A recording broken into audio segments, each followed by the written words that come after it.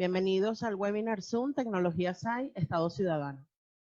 Contaremos con la presencia de los ponentes, la doctora Carlota Salazar Calderón, el licenciado Nilson Guerra, el licenciado Miguel González, el doctor Rafael Lambert y el doctor José María Rodríguez. A continuación, las normas del evento. Mantener los micrófonos silenciados hasta la culminación de todos los ponentes. Si tienen alguna sugerencia o comentario, colocarlo en el chat o esperar hasta la apertura de ronda de preguntas. El evento está siendo grabado para su posterior divulgación. En este momento, le daré la palabra a la doctora Carlota Salazar, moderadora del evento. Adelante, doctora. Le estoy dando audio. Ya. Muchas gracias, María. Muy amable. Y bueno, buenas tardes a todos los amigos que estamos en este pequeñito espacio. Como hemos hablado, hemos conversado, José María y yo, Nilson, Miguel González, el mismo Rafael. El concepto del Estado ciudadano es una idea, ¿no? Es una idea que no ha surgido de un día para otro. Se ha ido trabajando y se ha ido nutriendo con el mismo desarrollo y de las actividades que realizamos. Yo lo coloqué en el correo, pero como está el doctor amigo José María, que yo no le pude mandar el correo porque no lo tenía dentro de la lista, les comento rapidito. Esta idea surgió en una reunión en Caracas que el doctor Duque, estábamos hablando sobre la Asamblea Nacional Constituyente, y el doctor Duque objetó o pidió que se le explicara cómo íbamos a hablar de una Asamblea Nacional Constituyente si no teníamos una forma de Estado. Entonces ahí yo intervine, yo le dije, mire, yo he venido trabajando con la idea de que el Estado venezolano sufra un cambio en el sentido de que la sociedad pueda tener un rol protagónico que le permita canalizar las demandas. Yo veo un problema de canalización, que la sociedad está muy apartada, el Estado está captado por élites y la sociedad está apartada, desesperanzada. Él allí en esa actividad dijo, bueno, mira, entonces podríamos decir que nosotros vamos hacia el Estado ciudadano. A mí me quedó eso en la cabeza, estamos hablando hace como 7 años. Yo terminé de allí mi tesis de grado Cambio y Orden Social en Venezuela durante el chavismo, donde trabajé y luego comenzamos a trabajar junto con el doctor Duque, junto con Nilson Guerra, la Fundación González Marregó, y bueno, el equipo aquí de la Cátedra de Construcción de Ciudadanía, comenzamos a trabajar la cátedra. Ciudadanía para la cohesión social, pero siempre hemos gravitado en ese concepto, ¿no? Este año, cuando comenzó el año, me dice Nilson, bueno, mira, Carlota, yo creo que es hora que comencemos a escribir sobre lo que es porque hemos hablado del Estado ciudadano, pero y hacemos cosas, pero no le estamos dando un concepto, y tiene razón, ¿no? Entonces, nos dividimos el trabajo. Yo me quedé con la parte de lo que era el Estado y el contenido. Nilson va a trabajar lo que es los medios de comunicación en el Estado ciudadano.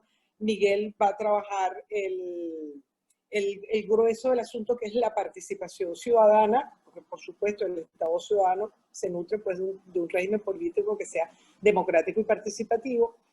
Y la presencia de Rafael es porque Rafael tiene una experiencia muy hermosa con una escuela granja que guarda relación con el tema de la participación, la granja La Bonanza, y que nos puede aportar mucho al tema.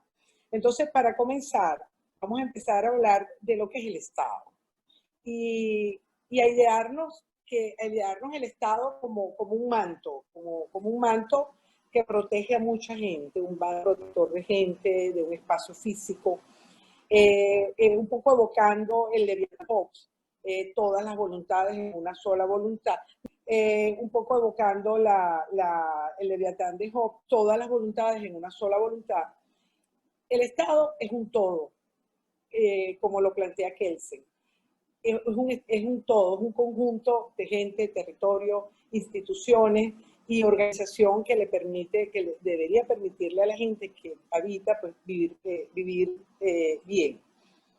Pero entonces conceptualizar el Estado pasa por humanizarlo. ¿Por qué? Porque el Estado es gente, principalmente. Y de allí yo asumo el punto hegeliano del espíritu del Estado. El espíritu del Estado es la sociedad. Y esa unión de Estado-sociedad en unión e identidad es indispensable. Que es el problema que nosotros planteamos, que la sociedad ha quedado desdibujada, relegada, sometida por unos pocos. Unos dicen que élite, bueno, las teorías de Mosca, otros dicen que, bueno, que el discurso dominante, como lo plantea Alain Touraine. Pero lo importante es que ha quedado captada, el Estado está dominado o controlado por élites. Y la sociedad siempre ha estado relegada. Eso no es ahora, eso es en los tiempos de monarquía, mucho peor. Los feudos, mucho peor. Desde los avances en cuanto a la república, en la sociedad liberal, el logro de la democracia representativa después de la Segunda Guerra Mundial, la democracia como el régimen político que reúne el mayor cúmulo de virtudes para vivir en paz, ¿no? Sin embargo, esos instrumentos democráticos que son tan perfectos y perfeccionables, los han ido manipulando de tal manera que son ahora instrumentos contra la misma sociedad. Entonces vemos elementos de fraude en las elecciones, vemos elementos de fraude en la administración pública, vemos cómo se capta a la gente. Y lo más triste es que la gente termina diciendo es que eso es así, un poco como que una forma de dominación es la costumbre. Entonces yo recuerdo la caverna de Platón, donde la gente se acostumbró a vivir de una manera y no quería salir de eso. Claro, cuando pasa el tiempo y la gente que está relegada, excluida, sometida, empieza a exigir cambios, los cambios ocurren. Entonces, el planteamiento de nosotros guarda relación con la necesidad de cambio. O sea, necesitamos un cambio, pero no un cambio gatopardiano, no un cambio como la rebelión de las granjas de Orwell, no un cambio como la metáfora de la hamaca de Lechner, por ejemplo, que los que están en la hamaca, los de abajo los sacan y entonces se cambian de sitio. No un cambio de ese tipo. Yo a veces también hablo como el poema de Benedetti, que los nuevos gobiernos llegan con pájaros de augurios y terminan con nubarrones y tempestades, ¿no? Es como dice Benedetti, que es el amor. Sino que un cambio que vayan dirigido a que la sociedad logre un plano institucional dentro del Estado, que la sociedad pueda dejar de ser esa masa amorfa. Cuando yo hablo de masa amorfa no lo hablo de manera peyorativa, mucha gente piensa que, ni me lo han dicho, que es que tú hablas de masa amorfa como que si la gente no se organizara, como si la sociedad civil no existiera. No, no, todo lo contrario. Yo hablo de masa amorfa porque no tienen forma de canalizar. Y eso hay que irlo resolviendo. Entonces, llegamos al siglo XX con una democracia y con una cantidad de realidades, con un gasto público que ya el Estado no lo soporta. Llegamos a un momento en el cual la desconfianza es tal que la gente no cree en nada ni en nadie, y de eso podríamos hacer otro Zoom con los números de Latinobarómetro, de Eurobarómetro. O sea, la verdad es que es preocupante y como dice Castel, esos reclamos no podemos dejarlos así como así, pues, como que si lo pasamos como pañito de agua caliente, ¿no? Porque los indignados en el 2010, la primavera árabe en el 2012, el Laudato Si, la exigencia del Papa Francisco con el Laudato Si, la defensa de la tierra Es un documento muy importante. Las protestas del 2019, las protestas de este año en Estados Unidos por los problemas raciales. Entonces vemos cómo hay un bloque de izquierda y un bloque de derecha, pero que en el fondo todos cuando gobiernan lo hacen de la misma manera. Y en el fondo lo que hay es un gran malestar social. Un gran malestar social que está dejando a la gente impotente, desesperanzada, que no le está importando nada. A la gente no le está importando si es derecha, si es izquierda, si es lo que sea. ¿Por qué? Porque todos lo hacen igual. Y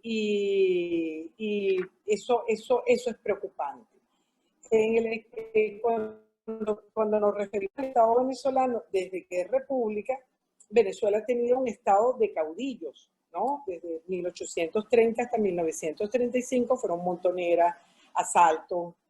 Fue un estado de caudillos. Se impone el más fuerte, ¿no? El orden lo imponía el más fuerte. Luego de 1935 tuvimos un estado híbrido entre la dictadura y la democracia, que nos condujo pues a la democracia, pero la democracia que logramos en 1958 se transformó en una democracia de cogollos y que nos llevó a la democracia participativa de 1998 para acá, que se transformó en un estado autoritario. Entonces, es momento de preguntarnos hacia dónde vamos. O sea, qué queremos como Estado, qué modelo de Estado queremos, ¿no?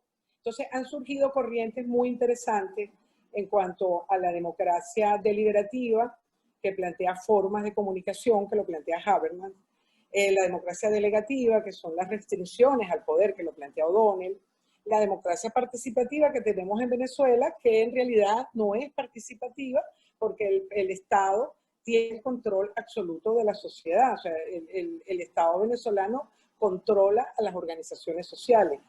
Entonces, no hay una verdadera participación. Esquemas administrativos como la de la democracia delegativa que plantea Kim Brugger, que son espacios de encuentro para que la gente se oiga, para que la gente se comunique, que son necesarios porque la gente está como muy ahogada.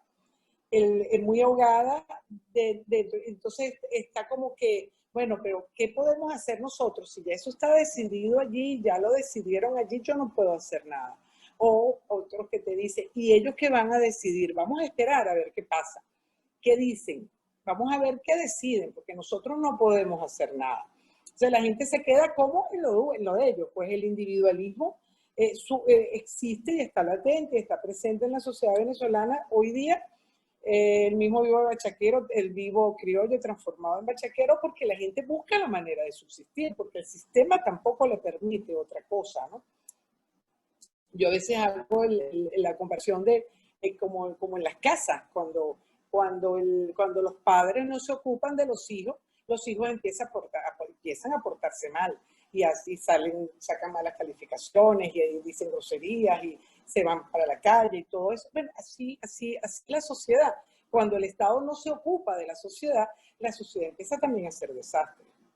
Entonces, necesitamos un nuevo orden en el Estado que tenga como centro la sociedad, que saque lo que quiere la gente, porque la gente sabe lo que quiere. Lo que necesita son herramientas para canalizar. Un Estado que conduzca en función de la sociedad, un Estado que nutra al régimen político, la sociedad que nutra al régimen político, el régimen político al sistema político, y el gobierno que direccione, porque ese es el rol del gobierno en un Estado, es el de direccionar. ¿Direccionar qué? Lo que quiere la sociedad. Resulta que aquí hoy nos dicen que somos socialistas, mañana nos dicen que somos socialistas como régimen, ¿no? Que el socialismo es un modo de producción, pero a nosotros nos lo han ido colocando, enseñando, mostrando y imponiendo como un régimen, ¿no? Y mañana somos otra cosa, pero no somos lo que queremos ser, sino somos lo que nos dicen que tenemos que ser. Y se hacen consultas y se hacen todo, pero son mecanismos que están muy manipulados, ¿no? Entonces, el orden social son los límites de conducción que tiene la sociedad, pero es un orden que esté basado en las convenciones, como lo plantea Rousseau, con un sentido primario de justicia, como lo plantea Rawls, distribución de las cargas sociales, como lo plantea Rawls, que se conforme una comunidad política, como lo plantea Luckey, como lo plantea Habermas, para el logro de objetivos comunes, en el marco de los valores de la inclusión y el reconocimiento. Entonces, ahí sí me puedes poner, por favor, María, la lámina, si eres tan amable. Entonces, aquí tenemos, o sea, el Estado, el orden social. Dentro del Estado ciudadano tenemos a la sociedad con un rol protagónico que se organice. Pero la sociedad es muy difícil. Yo tengo años, amigos, trabajando con el tema de la organización social y la gente dice, bueno, que la gente se tiene que organizar. Organizarse no es fácil, sobre todo porque la gente trabaja, la gente tiene su familia, la gente tiene sus cosas. Entonces, el Estado tiene que facilitar, como en efecto ya lo va a decir Miguel, lo establece la Constitución, tiene que facilitarle a la gente las herramientas para la organización, porque la sociedad organizada puede canalizar, la sociedad atomizada como la tenemos y amorfa como la tenemos no puede canalizar lo que quiere ni lo que demanda. Entonces, es la sociedad nutriendo el régimen político, porque en el régimen político se encuentran los principios programáticos que somos demócratas, somos socialistas, queremos queremos una dictadura. O sea, ¿qué quiere la sociedad venezolana y cómo la sociedad venezolana quiere conducirse?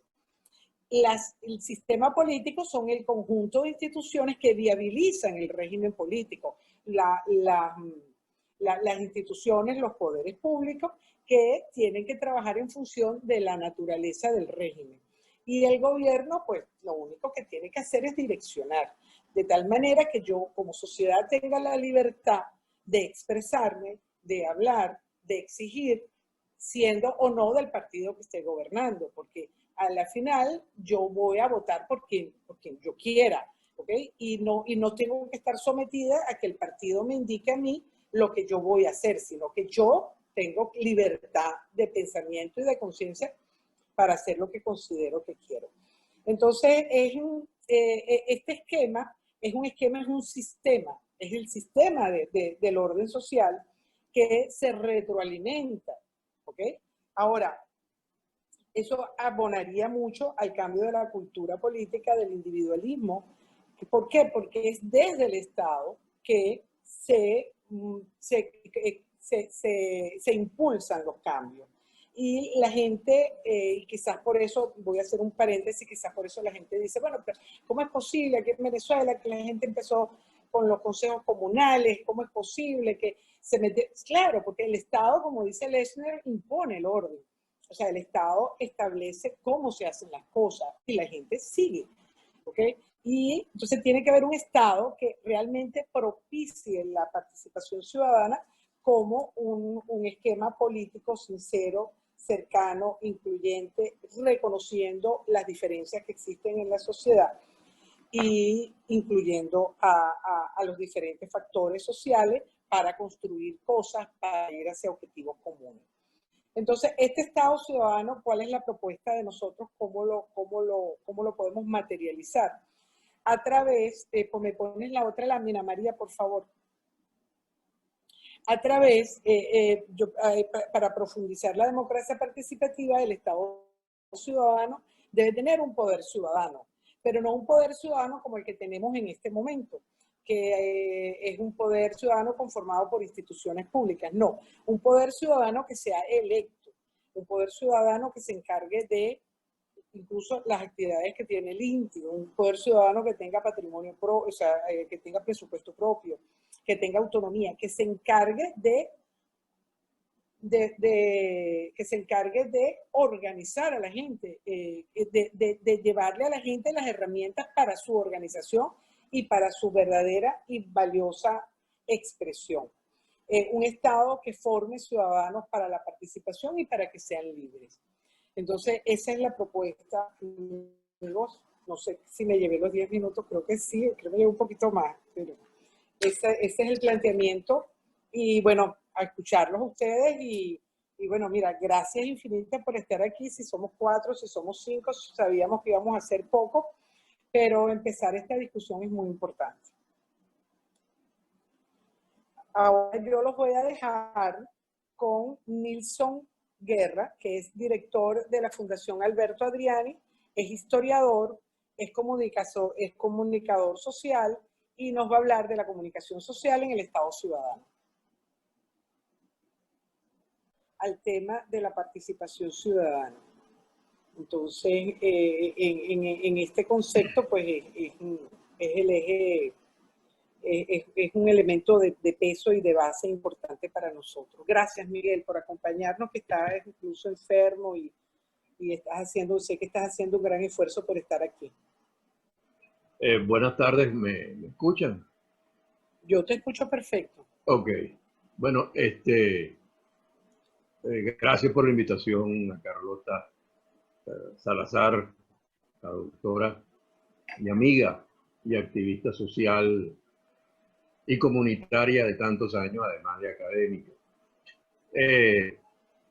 Y les voy a pedir, por favor, que me disculpen por mi voz en algunos momentos, pero es que estuve medio complicado.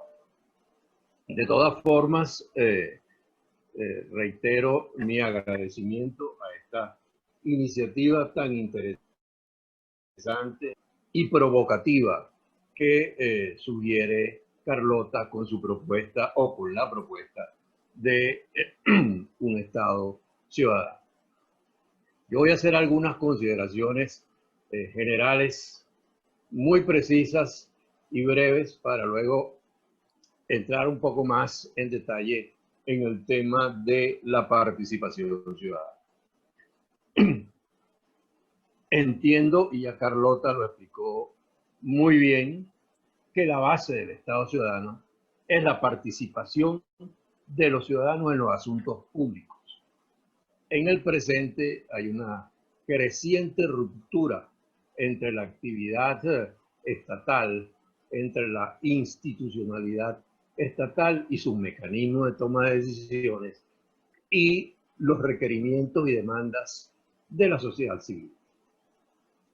Recientemente hemos visto en todo el mundo una serie de manifestaciones, de movimientos sociales y populares exigiendo rendición de cuentas o exigiendo mayor participación, o exigiendo el cumplimiento de sus derechos fundamentales y sus derechos democráticos. Es el caso de Hong Kong, por ejemplo, es el caso de los movimientos de protesta en los Estados Unidos, son el caso de los chalecos amarillos en Francia y de la amplia actividad que han tenido los colectivos en España. En América Latina tenemos los casos de Chile y Bolivia. Y también en medio de estos los movimientos que se presentan como parte de la nueva realidad política de este siglo XXI, con sus manifestaciones y sus movilizaciones, tanto de África hacia Europa, como de Centroamérica hacia los Estados Unidos. Esas migraciones también nos han afectado a nosotros. Decisiones de connacionales fuera según cifras de organismos internacionales. Hay un tema de rendimiento institucional estatal insuficiente. Esa insuficiencia hace que las políticas públicas no cumplan con sus objetivos y en muchas ocasiones, como señalaba Carlota antes, queden en manos de élites, incluso de mafias, de delincuencia, que cada día van vulnerando la actividad de los sistemas políticos. A mí particular culpa, y lo escribía por las redes, es que yo siento, percibo que las democracias liberales las pocas democracias liberales que hay en el mundo, no creo que sea más de 20, habría que chequear, están siendo atacadas por un punto central, que es la alternabilidad en el gobierno. Siento que hay movimientos autoritarios en todas partes.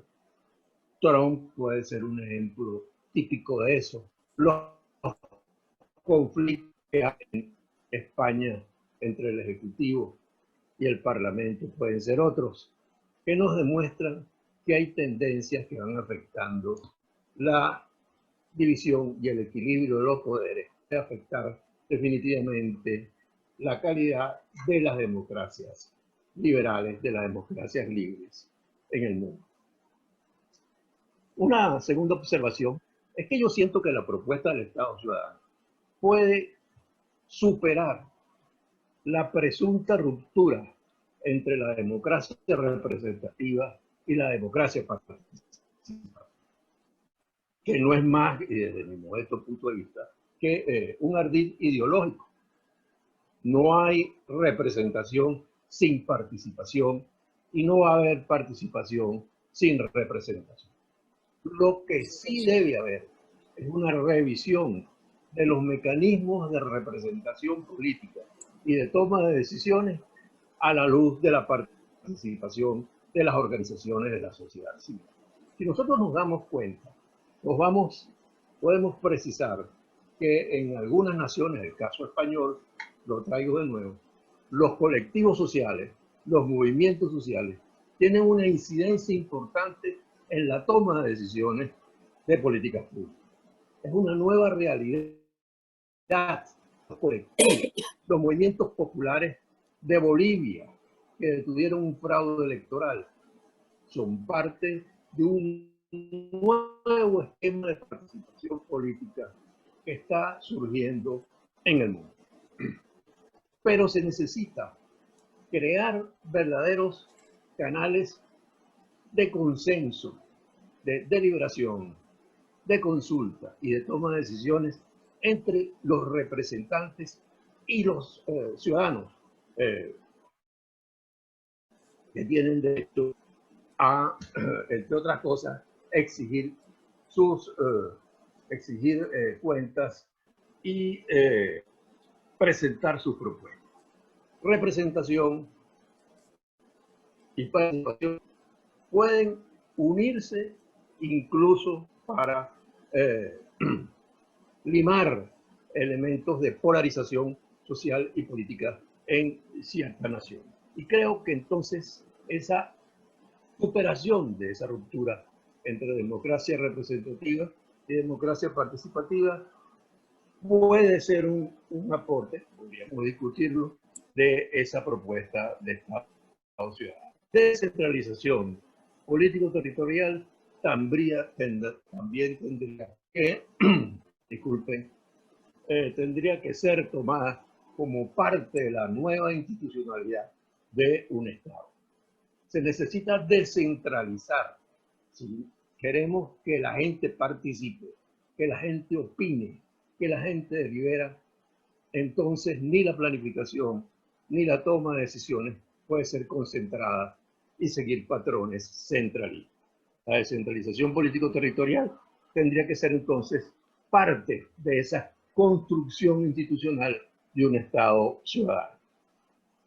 En cuarto lugar, y quizás esto debió haber sido señalado desde un inicio, pero entiendo que un Estado ciudadano requiere de una institucionalidad preparada ética y funcionalmente para abrirse a los ciudadanos. No puede existir o va a ser muy difícil la construcción de un Estado abierto a los ciudadanos si no se manejan principios éticos en cuanto al comportamiento del funcionariado público. Y agrego, en cuanto a la toma de conciencia de las responsabilidades que tenemos los ciudadanos frente al gobierno y frente a nosotros mismos. En este contexto, y cerrando estos breves señalamientos, hay que saber diferenciar lo que sería el Estado, la institucionalidad pública de la sociedad civil y su independencia, que es una de las cuestiones que se ha venido señalando. Acá en Venezuela, y vamos al tema de la participación ciudadana acá, entrando ya en el país, se han cooptado los movimientos sociales, se han cooptado los movimientos populares y sindicatos y todo tipo de organizaciones, en total irrespeto a los derechos humanos y bajo un concepto de control hegemónico del Estado sobre la sociedad y de un partido que administra el Estado sobre la sociedad. Y eso sería inaceptable para la construcción de un Estado ciudadano basado en la representación y en la participación. ¿Qué ha pasado con la participación en Venezuela? Hay algunos antecedentes y eso se ha estudiado bastante. Entre 1961 y 1998 hay una diversidad de expresiones e iniciativas estatales abiertas a la participación ciudadana, tanto en la Constitución de 1961 como en leyes sectoriales, como en leyes territoriales. Leyes sectoriales como, por ejemplo, la Ley Orgánica del Ambiente, que permitió la organización comunitaria en torno a la defensa del medio ambiente, de organizaciones comunitarias, o la Ley Orgánica del Régimen Municipal, que permitió democratizar una administración local que estaba y era ajena a las necesidades básicas de las comunidades. Los planes quinquenales, si nosotros revisamos los planes quinquenales, nos vamos a dar cuenta una serie de propuestas institucionales dirigidas a fomentar la participación, además de ciertas iniciativas locales como el Consejo de Gobierno Parroquial, que en un momento se trató de implementar en el Distrito Capital, en el hoy Distrito Capital, antes Distrito Federal, y los consejos parroquiales de planificación. ¿Qué pasó? Bueno, es un asunto a estudiar, pero sí hubo una serie de iniciativas dirigidas a fomentar la participación ciudadana. Hay un magnífico ensayo de Domingo Mendoza Angulo, que habla, titulado Descentralización y Participación, donde el doctor Mendoza Angulo enumera las distintas iniciativas que en los años 90 se intentaron implementar para introducir el elemento de participación ciudadana en la Constitución de 1960. A partir del 98, tiene un cambio sustancial, un cambio constitucional que incluía y recogía dentro de un Estado representativo. La Asamblea Nacional es una instancia de representación, como otras instancias de deliberación y de sanción legislativa. Introdujo un elemento central que en mucho cambió la historia de este país. Me refiero al artículo 62. Los ciudadanos y las ciudadanas tienen el derecho a participar en la formación, ejecución y control de las políticas públicas. Es decir, se recoge en la Constitución un elemento sustantivo y muy importante. Se le dice, usted ciudadano tiene derecho a opinar, incluso a ejecutar y evaluar lo que va a hacer el gobierno. Y eso es un aporte importante. Es un aporte muy importante. ¿Cómo se realizó esto? Yo creo que aquí hubo dos etapas. Una etapa constitucional de vigencia relativa entre 1999 y 2007 y otra de vigencia competida que parte desde 2007 en adelante. ¿Qué supone la vigencia relativa? Se estaba empezando con el modelo de democracia participativa, se estaban iniciando con la aprobación de leyes y quizás uno de los elementos que tuvo mayor significación fue la creación de los consejos locales de planificación pública en el año 2002, con la emisión de la ley. Era un reto para el Estado impulsar en todo el territorio nacional, en los 335 municipios del país, una instancia nueva que iba a recoger la participación ciudadana en la gestión local. Y quiero hacer un brevísimo paréntesis. En estos días estaba viendo que la alcaldesa de París, Ana Hidalgo, está proponiendo un concepto muy interesante, que consiste en gestionar la ciudad con base a la cercanía, a circuitos locales que permitan una mejor administración de los servicios públicos. Porque resulta, y afortunadamente esto está pasando en el mundo desarrollado, se está planteando que la gestión de las democracias y la gestión de la participación parte de lo local, de lo comunitario, de lo municipal, para poder desde allí crear condiciones de una mayor gobernabilidad democrática en el mundo. Los LPP, lamentablemente, fracasaron.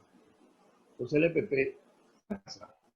Y en el año 2006 hubo un cambio sustancial en la política del gobierno. La creación de los consejos comunales. El gobierno nacional se da cuenta de que ese proyecto de participación no pasa por los LPP, sino por la otra iniciativa organizativa, que son los consejos comunales, que estaban incluidos inicialmente en la estructura de los LPP. Ese cambio es muy importante, mis estimados amigos, porque denota un viraje al centralismo y a la concentración de la toma de decisiones de todas las comunidades del país. Si nosotros revisamos la primera ley de los consejos comunales, nos vamos a dar cuenta que ahí se creaba una comisión presidencial. Inicialmente estuvo presidida por el actual gobernador del estado Vargas, creo que el ciudadano García Coneico, que iba a centralizar toda la actividad de los consejos comunales. Es un viraje absolutamente distinto a lo que decía la Constitución de 1999 en sus artículos 70 y 184. Otro detalle adicional. Aquí surgió una leyenda urbana de que había una ley, cuando eso era falso. Si usted revisa el artículo 184, de manera expresa se determina que las asociaciones vecinales tenían derecho a participar en la formación, ejecución y control de las políticas. Pero se impuso finalmente un discurso centralista. A partir de 2007, en adelante, la democracia representativa, para mí ya muy golpeada, comienza a tener una vigencia competida. Hay quien viola la Constitución y hay quien defiende la Constitución. ¿Por qué 2007? Por el proyecto de reforma constitucional que traía la propuesta del Estado comunal. Un Estado que suprimía las competencias municipales, cambiaba el ordenamiento territorial con un elemento de comunas, ciudades comunales, federaciones comunales, hasta llegar a una cúspide centralizada de poder. ¿Por qué se atacó la Constitución?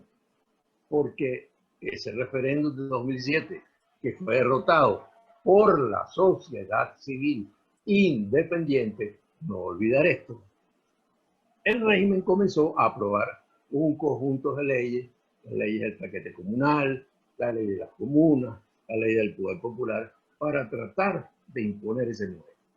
Pero dentro de esa vigencia competida, hubo un sector, la sociedad civil independiente, que se opuso y comenzó a defender la vigencia de los elementos de participación.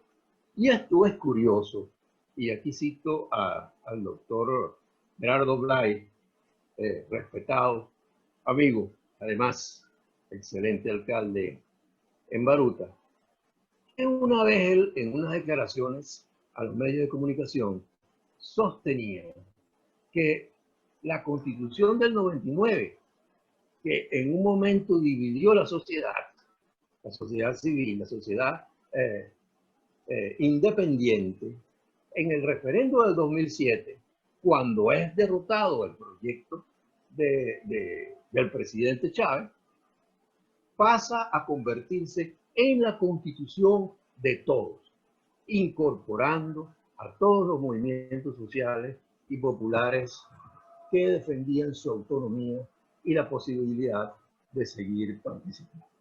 En estos días, y estoy seguro que ustedes han visto en las redes sociales, hay protestas por el derecho, valga la redundancia, a protestar. El artículo 68 de la Constitución se está defendiendo en estos momentos, porque la protesta popular, la protesta social, está siendo reprimida y perseguida. Afortunadamente, dentro de esta vigencia competida, en Venezuela se han multiplicado organizaciones sociales, ONG, organizaciones de servicios, que han fortalecido eso de la sociedad civil. Además, aún quedan resquicios importantes de un movimiento vecinal comunitario que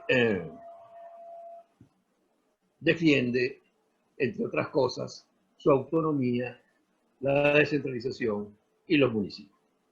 Hay algunas preocupaciones que yo tengo al respecto, y con esto voy cerrando. Siento que hay una profunda militarización de las relaciones entre el Estado y la ciudadanía. Ejemplos concretos de esto son las REDIs, las regiones de desarrollo estratégico, las SODIs, que están incluidas entre las REDIs, que son las zonas de desarrollo estratégico, las ODIs. ¿Qué ocurre con estas instancias? Que son militares y están dirigidas por militares. No tengo nada contra la gente del cuerpo de las Fuerzas Armadas venezolanas o de las Fuerzas Armadas venezolanas, pero es que desde allí se están tomando decisiones que afectan y pasan por encima de las autonomías de los gobiernos regionales y de los gobiernos municipales. Y eso es muy grave. Si usted revisa la estructura de una REDI y una SODI, va a conseguir que haya un jefe militar y un representante de los gobiernos regionales o locales que están supeditados a esa voluntad. Otro elemento, y que a mí en lo particular, y perdonen que pierda la objetividad, que no la tengo, me choca mucho, es la figura del jefe de calle, que ha surgido ahora con los CLAP. Los CLAP son una figura, una política pública que el gobierno ha introducido con relativo éxito para atender supuestamente las necesidades alimentarias de la población más vulnerable. Esa población, yo he visto algunas bolsas CLAP, una que vi últimamente traía 1 kilo de pasta y 6 kilos de arroz. Por Dios, eso no alimenta ni sustenta a nadie. Pero quiero destacar la figura de los jefes de calle, porque los jefes de calle intentan controlar a las comunidades y destruir cualquier posibilidad de organización e independencia. Ese es el contexto muy general que atraviesa la democracia participativa en Venezuela. Sin embargo, y cierro ya, no me extiendo mucho más, mis amigos, creo que la participación ciudadana siempre ha sido una preocupación en nuestro país, en nuestro sistema político, y eso hay que aprovecharlo, con buenas experiencias y con experiencias perversas. Segundo, entiendo que la propuesta de una ciudadanía participativa tiene un arraigo social importante.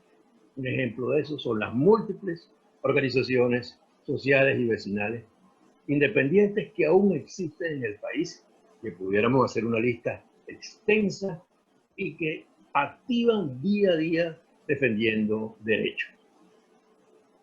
Si bien el Estado ha venido interviniendo en la actividad ciudadana, hay posibilidades de que estos movimientos comunitarios puedan, y con base a ello, construir una alternativa política social que nos lleve a la construcción de un Estado ciudadano, de una democracia ciudadana, que brinde las posibilidades ciertas de mejorar la calidad de las políticas públicas con base a una planificación que incorpore desde el punto de vista ciudadano, que incorpore la rendición de cuentas y que sobre todo nos lleve y nos ayude a construir consensos.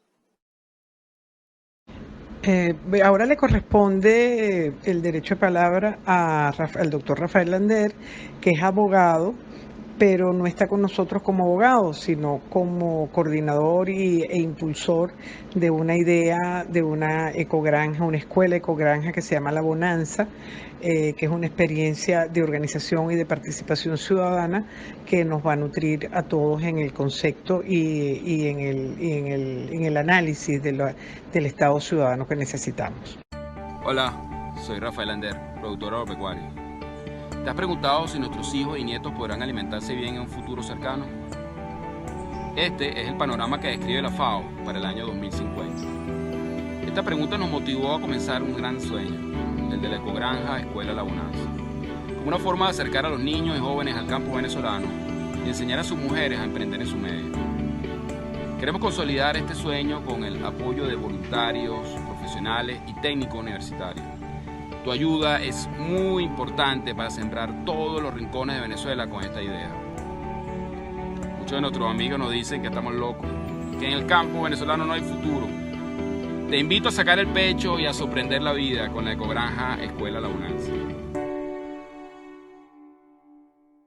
Y es la gran preocupación, como dijo la doctora Carlota, no estoy hablando aquí como abogado, sino como productor agropecuario, preocupado por la gran brecha que hay entre la ciudad y el campo, la gente de la ciudad y la gente del campo, la gente del campo con la gente del campo. Parece mentira que con la gran necesidad que tenemos de producir alimentos, la propia gente del campo está distanciada de la producción de alimentos en el campo.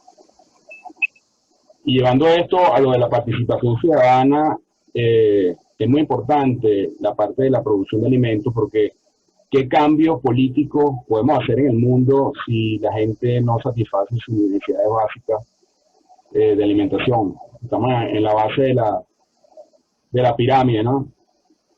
Satisfaciendo o buscando satisfacer las necesidades básicas de la población.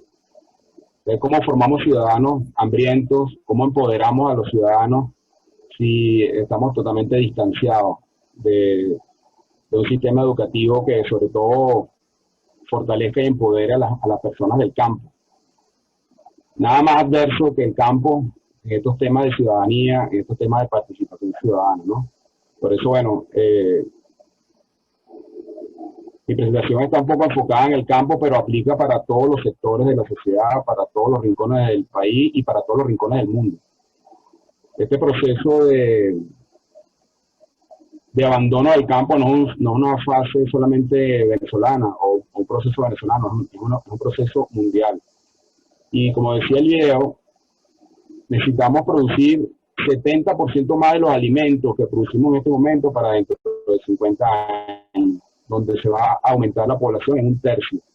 En apenas 30 años casi tenemos que duplicar la capacidad de producción de alimentos. Estamos en un proceso de abandono total del campo. Entonces, esto nos motivó a comenzar una experiencia de la Ecogranja Escuela La Bonanza. Es un emprendimiento social basado en mi vasta experiencia en trabajo social en zonas rurales. Yo tengo más de 20 años haciendo trabajo social. Y bueno, entendí la necesidad y la importancia de empoderar a la gente, sobre todo a la gente del campo.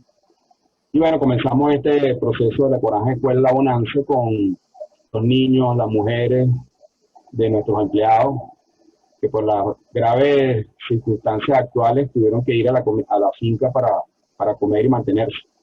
Los niños no pueden ir a las escuelas porque no tienen cuadernos, no tienen zapatos, no tienen cómo alimentarse, se desmayan. Escuchamos testimonios tan horribles como que varios hermanos, uno va en la mañana y otro va en la tarde a clase porque sencillamente se comparten los libros y los lápices, ¿no? En la mañana estudia uno, le presta el libro y el cuaderno al hermanito para que estudie en la tarde. O sencillamente no van porque no tienen zapatos. O sea, cosas tan increíbles como esa, bueno, nos obligó a resolverle el problema del gobierno de educación y de alimentación de los niños y jóvenes. Por supuesto lo hacemos con mucho orgullo porque son los familiares de nuestros empleados. Y bueno, así comenzamos a madurar la idea de la Ecogranja Escuela La Bonanza como una forma de empoderar pues, a la gente y sobre todo a los jóvenes y niños.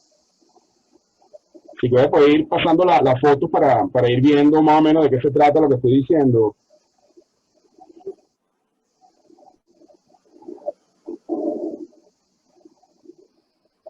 Aquí tenemos, bueno, un grupo de fotos.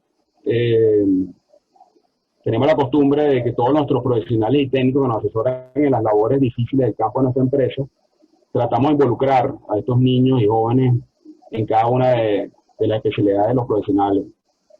Por ejemplo, damos técnicas de imprinting, manejo etológico de los animales. Esto sensibiliza a los niños con el bienestar animal, con la importancia que tienen los animales y ha sido, ¿verdad?, muy bonita la experiencia. Desarrollamos una herramienta de bioindicadores ganaderos en una simple canaimita, como ven ahí el profesor Juan Suárez explicándole a los muchachos sobre registros ganaderos. Hemos llegado a despertar el interés en el campo, por ejemplo, de una niña de 15 años, que ahí la ven manejando los registros, analizando, ya aprendió a programar. Esa niña de 15 años en la finca hace lo que no han aprendido mis hijos aquí en Caracas. Ya está no solamente formulando en Excel, haciendo macros en Excel, sino ya está programando. La programación es algo tan importante para el futuro de la juventud del país, ¿no? Ella lo logramos, gracias a su interés y que tenemos la disposición del profesor Juan Suárez, que está allá en la finca, asesorándonos en el tema de bioindicadores. Tenemos una serie de huertos familiares donde tratamos de producir los alimentos que nos consumimos, ¿no?, tanto los empleados como sus familiares. Estos huertos familiares nos han permitido también enseñar y conectar a los jóvenes y niños con el tema de la agricultura. Parece mentira, pero la gente del campo no sabe de agricultura, no sabe producir, necesitan mucha formación técnica. Aquí también tenemos a un niño de la ciudad ordeñando. Uno de los objetos que tenemos en la Ecogranja Escuela La Bonanza es acercar la ciudad al campo. Y bueno, tenemos un cultivo de cacao, que es un símbolo tan importante para lo que es la historia de Venezuela, es un rubro de exportación. Dicen los libros que el ADN está el cacao está en el ADN del venezolano, ¿no? Entonces, bueno, tratamos de impartir diferentes informaciones que, a ver, por qué lado, si es la agricultura, si es la ganadería, los jóvenes y mujeres se conectan pues, con todo lo que estoy diciendo. Siguiente. Aquí vemos las huellas de un venado. Tratamos también de despertar en los niños y jóvenes el amor por la conservación de los animales que están en peligro de extinción, el ambiente. Siguiente. Ahí tenemos al profesor Villa dando una clínica de doma racional de caballos. Parece mentira, pero el trabajar con la doma de caballo le da una gran seguridad a los niños y jóvenes. Tuvimos dos jóvenes expresidiarios que nadie le da la oportunidad, nadie le da trabajo. Y bueno, fue bien bonito el proceso que tuvieron ellos con las clínicas del profesor Villa de Doma Racional de Caballos, una forma también de dominar esos demonios internos, ¿no?, que tienen estos muchachos que empiezan a delinquir muy rápidamente. Hemos dado cursos de construcción de cercas eléctricas, donde ninguno de nuestros empleados y vecinos y personas que se acercaron a las clínicas del pueblo aprendieron un trabajo como es el de la fabricación de cercas eléctricas. Siguiente.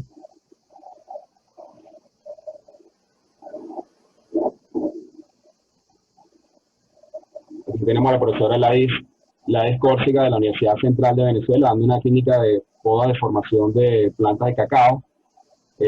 Queremos, a través de la Ecogranja Escuela, también acercar a las universidades, los profesores y técnicos, para que de una u otra manera, a través de la Ecogranja, tengan una plataforma más fácil para transmitir su educación, para formar a los pasantes y los egresados de las universidades.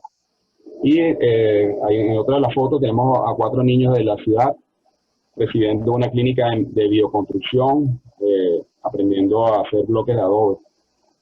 Jamás se imaginaron que con barro se podían construir viviendas, ¿no?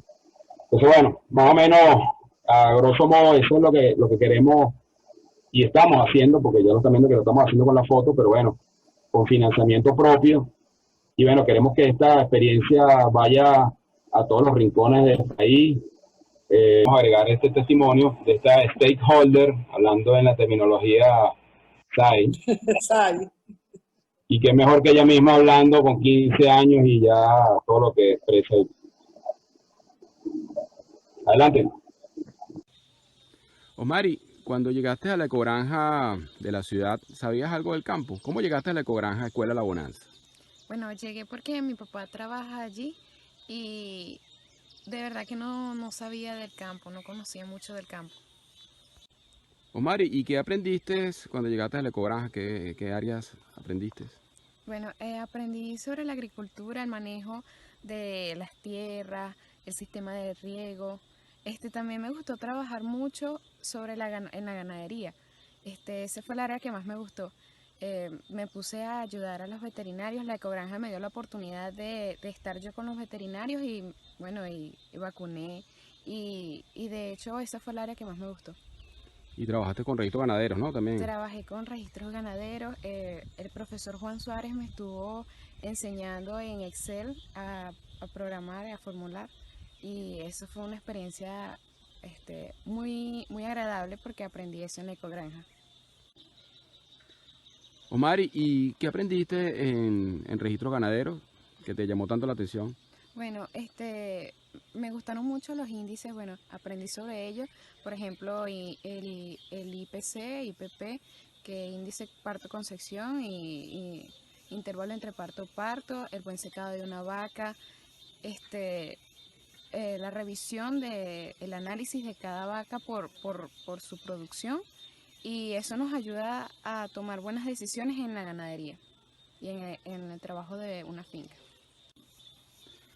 Osmari, ahora que te vas de vuelta a la ciudad, ¿qué te llevas de la Ecogranja? Bueno, me llevo todo lo que aprendí, todo lo que me enseñaron los profesores. 6 meses, ¿no? Sí, 6 meses. 6 meses estando aprendiendo, ellos enseñándome, y me llevo todo lo que he aprendido porque sé que esto ayudará en mi carrera como veterinaria, que la cual descubrí.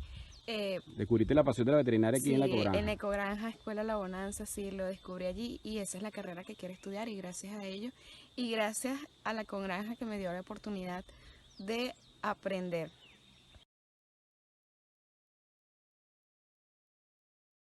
Para allá es que tenemos que ir, o sea, la gente, como tú dices, la gente no puede ir con hambre, con miseria, con sufrimiento, no puede desarrollarse. Y si nosotros estamos pensando en un Estado ciudadano, en un Estado de la gente, pues tenemos que dignificarlo, y dignificarlo no pasa por controlarlo. La gente el Estado no puede controlar a los ciudadanos. La gente tiene que ser libre para poder organizarse como quiera y para poder desarrollarse y evolucionar en la vida. Yo te doy las gracias por el esfuerzo que estás haciendo, bien importante. Ahora tenemos a José María, José María, yo le tengo un agradecimiento especial a José María porque realmente aquí estamos gracias a él. Porque se empeñó y gracias a ese empeño, José María, de verdad. Porque, bueno, el concepto del Estado ciudadano, de la necesidad de tener una sociedad fuerte, una sociedad que tenga capacidad de respuesta, una sociedad exigente, pasa por unos mecanismos institucionales que lo permitan, ¿no? Entonces, un marco institucional que lo permita. Entonces, José María nos prestó la plataforma de SAI para desarrollar el concepto, para desarrollarlo de manera organizada. Entonces, bueno, vamos a escucharlo con la parte de lo que es la organización SAI. Gracias, José María.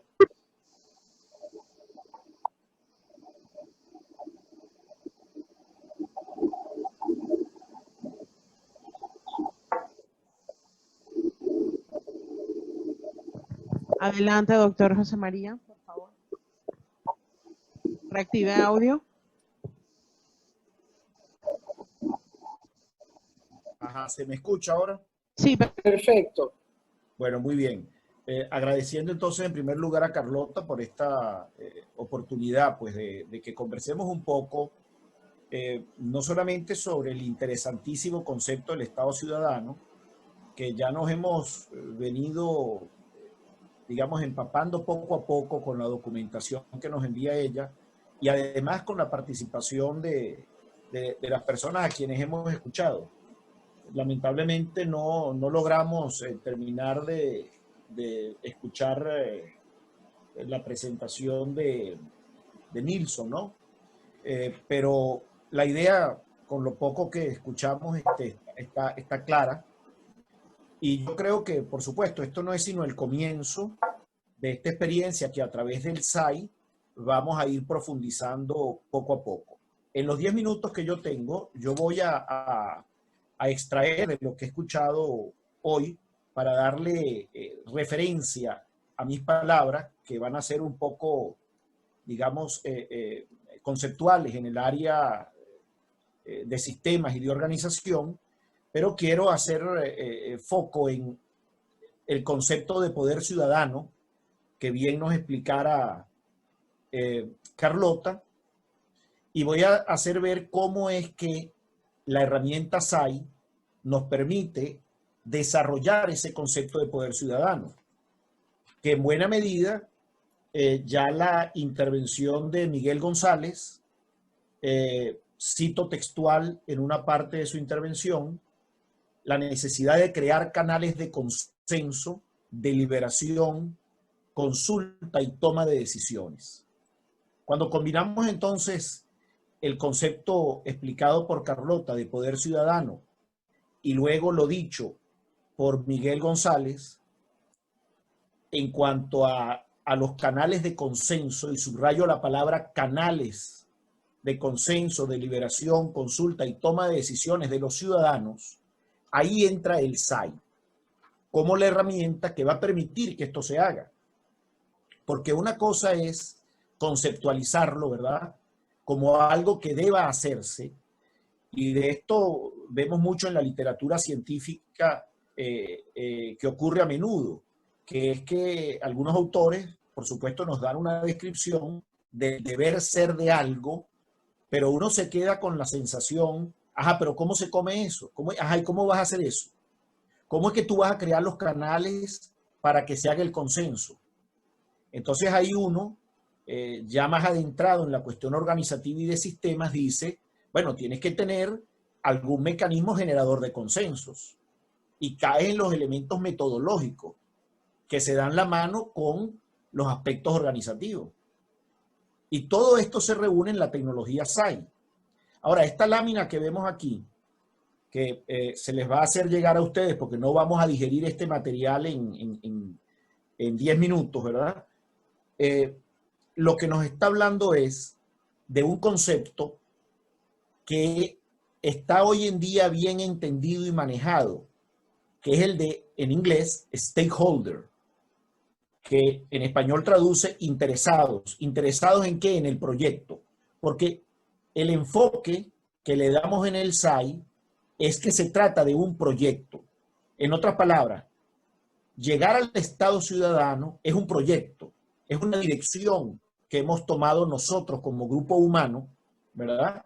Y nosotros, integrantes del equipo, somos stakeholders de ese proyecto, pero no somos los únicos stakeholders.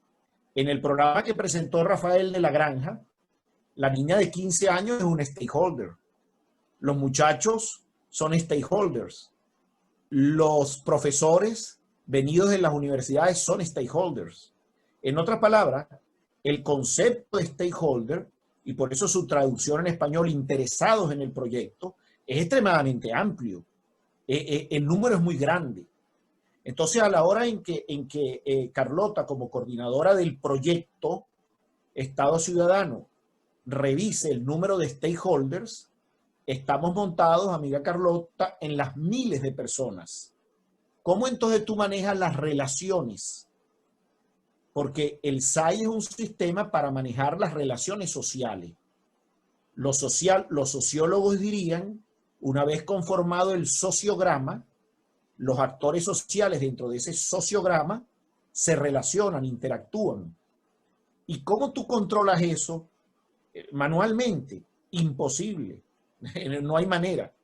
Ya un antropólogo inglés, profesor de la Universidad de Oxford, de apellido Dunbar, sigue aún vivo. Es un hombre con una creación genial. Lo tenemos vivo todavía, retirado de la universidad.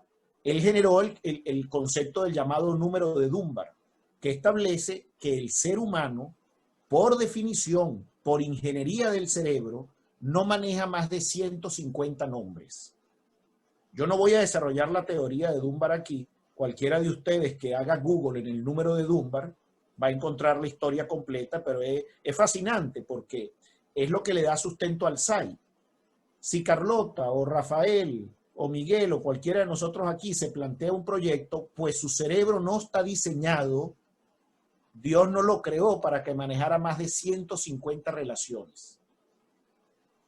Pero ocurre con la tecnología que así como el ojo humano a los 40 años empieza a fallar, salvo excepciones, ¿verdad? Habrán seres humanos que no, que mueren a los 80 con vista 20/20, pero eso no es lo normal.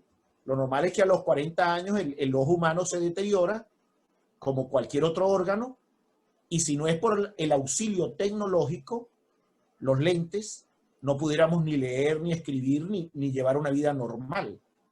El SAI es una tecnología para el cerebro. El cerebro en su componente de relaciones sociales.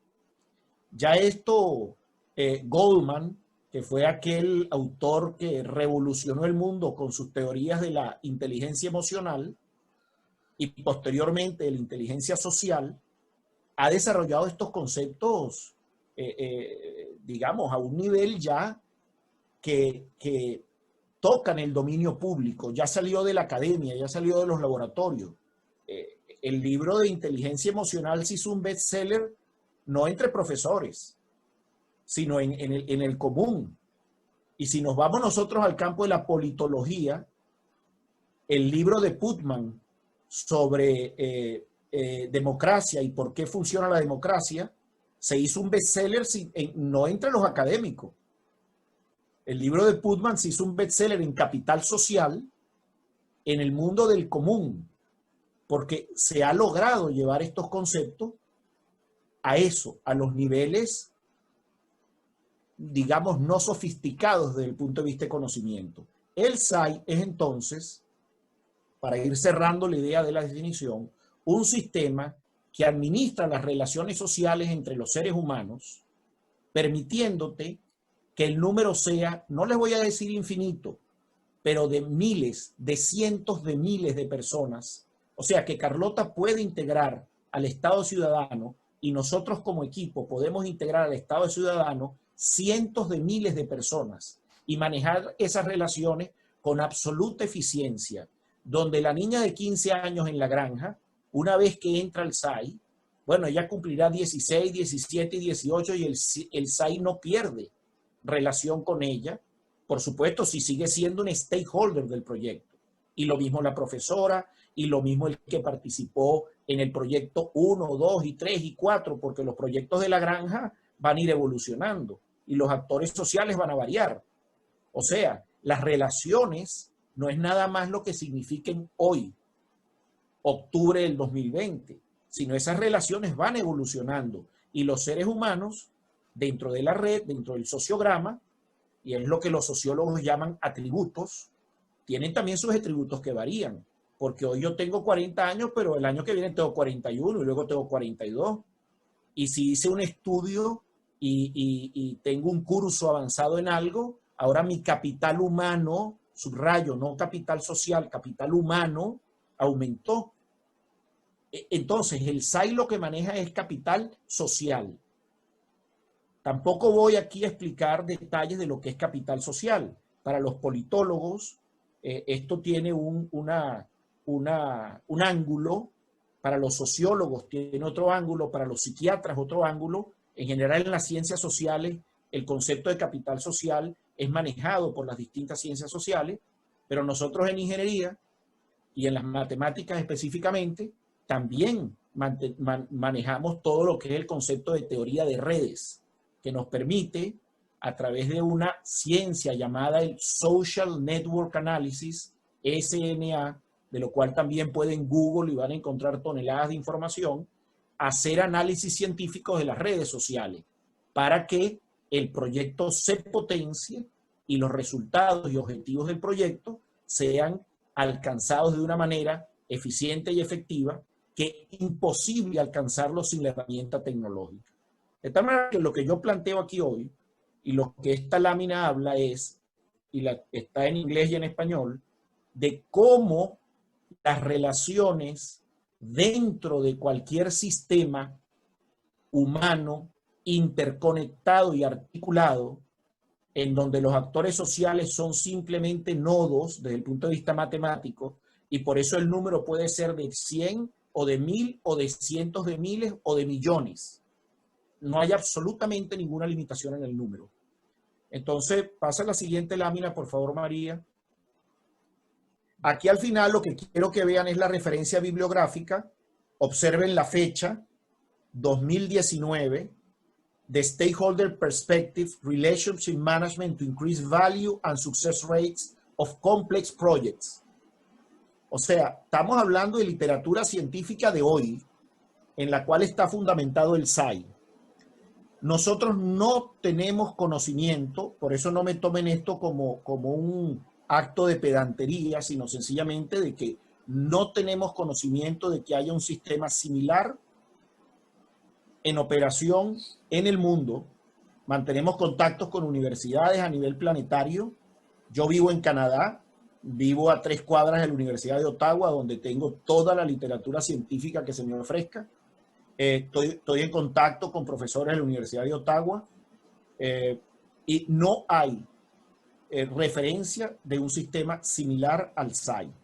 Ahora, como les decía, yo no voy a profundizar en lo que significan las relaciones sociales que detallo en esta lámina, pero lo que les quería mostrar esto y el propósito de la lámina es que sencillamente vean que estamos hablando de ciencia llevada a la práctica para la ejecución exitosa de proyectos en donde el Estado ciudadano y esos canales a los cuales se refería Miguel en su presentación y esos esquemas de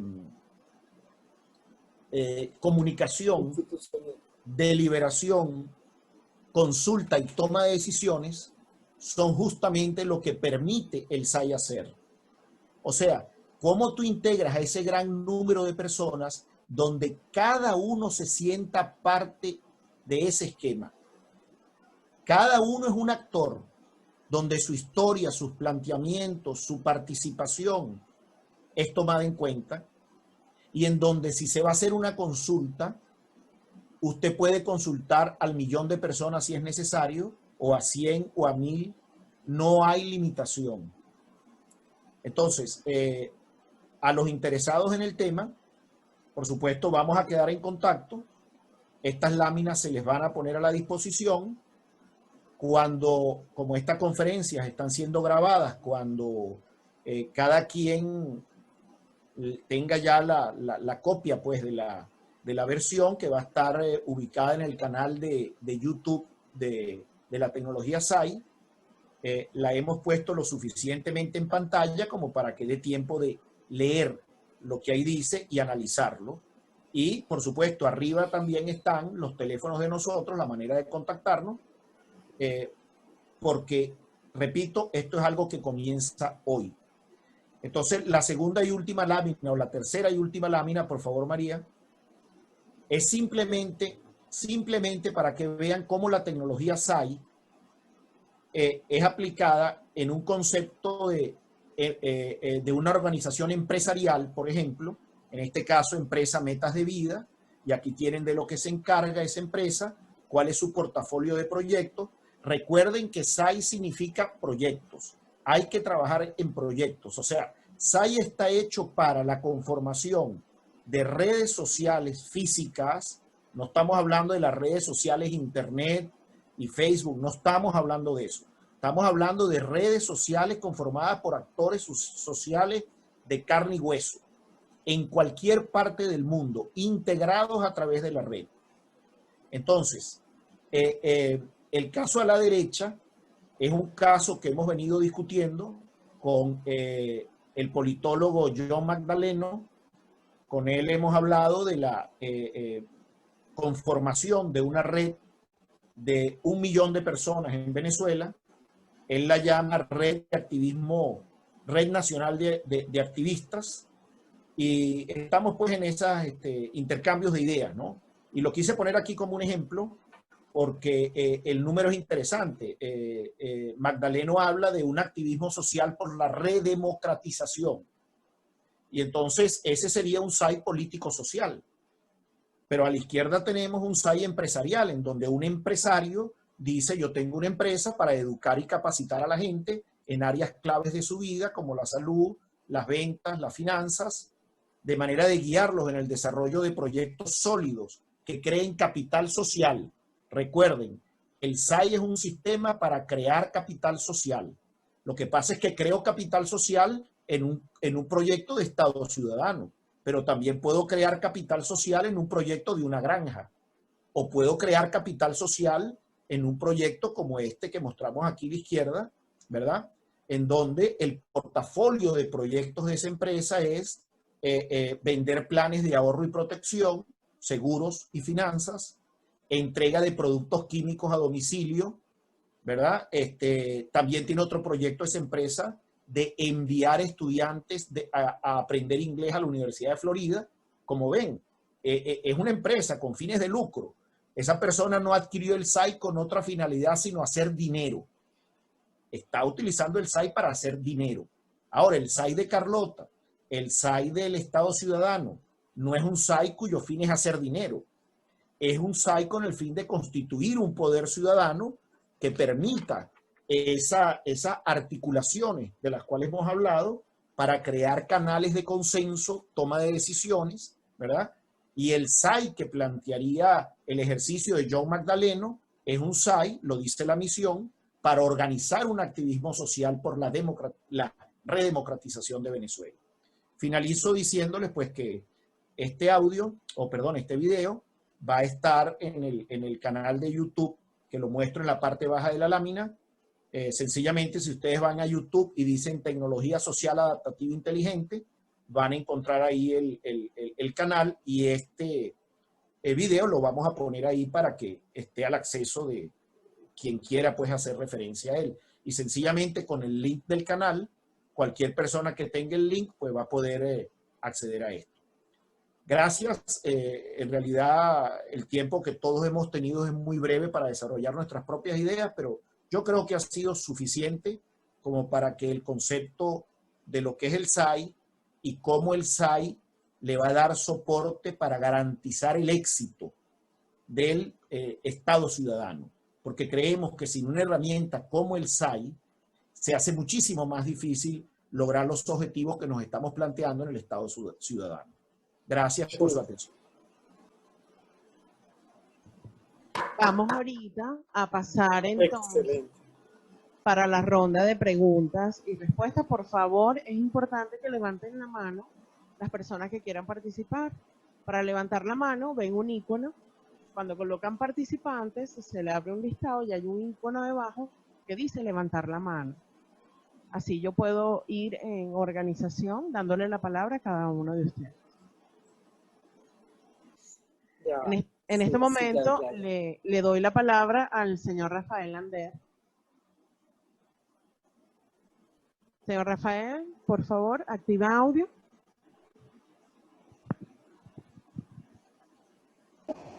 Ahora sí. Bueno, después de este testimonio de Osmari de apenas 15 años, y bueno, ya redondeando todas las ideas tan interesantes que se escucharon hoy, empoderar a los más jóvenes, empoderar a la gente del campo, y sobre todo en algo tan importante como es la producción de alimentos, que aunque no parezca, la estabilidad y la estabilidad alimentaria de la ciudadanía va a ser un factor importantísimo para la estabilidad política de cualquier transición, que tiene que ser tomada en cuenta por cualquier líder que le toque vivir esa transición. Y bueno, es una forma también de reducir la gran brecha social que hay entre ricos y pobres, y la única manera es sencillamente empoderando, enseñándolos a emprender, generando confianza, derribando barreras mentales. Esas son las ideas centrales que quería transmitir. Gracias. Gracias, señor Rafael. Adelante, el señor Ortiz. Bueno, ante todo, muy buenas tardes y buenas noches para otros. Le agradezco mucho pues permitirme participar en esta interesantísima reunión en donde estoy oyendo cosas que quería oír. Uno, por supuesto, es gente interesada, gente activa, gente que está preocupada no solamente por visualizar la problemática que tenemos en el país, sino también proponer estructuras que permitan buscar una vía para estructurar mejor el país que queremos. Y me siento doblemente complacido porque además estoy viendo a José María Rodríguez, que hace estas iniciativas de crear un Estado ciudadano aplicando tecnología. Hoy en día es imposible estructurar fórmulas teóricas de organización si no se cuenta con tecnología. Hagan lo que hagan, es necesario utilizar plataformas tecnológicas. Y bueno, he vivido en un país por ya varias décadas, como los Estados Unidos, donde cualquier estructura política, social, médica, de ingeniería o jurídica, pues adopta la tecnología para poder hacer el trabajo mucho mejor. Y yo me siento complacido porque estoy viendo claramente, en el caso en donde mejor he vivido la parte tecnológica aplicada a lo social, es por supuesto, en los Estados Unidos existe un control tecnológico y cada uno de los representantes puede ubicarme en cualquier sitio. Pero estoy viendo una mejoría enorme en la tecnología venezolana, como es la del SAI, que permite las dos vías, porque la comunicación es fundamental y es eficiente y efectiva cuando promueve la comunicación en las dos vías, tanto de un lado como del otro. De la misma forma que un político puede ubicarme y preguntarme, de la misma forma yo quisiera comunicarme con el político más directamente. Y eso es lo que estoy viendo y lo que sé que puede hacer el SAI tecnológicamente. Y esa es una diferencia fundamental entre la tecnología de comunicación social que aplica en los Estados Unidos y la tecnología que quiere y que tiene el SAI. Así que creo que es un binomio interesante, una propuesta como el Estado ciudadano y la tecnología SAI. Ahora bien, hay tantas cosas que ustedes han planteado esta tarde, que de verdad que es emocionante ver cómo hay gente preocupada por el país. Y gente pues de valía, gente bien preparada, gente bien informada, instruida, y que lo pone a uno a otro nivel. yo como ciudadano común, por supuesto, no tengo las charreteras de ustedes que han nombrado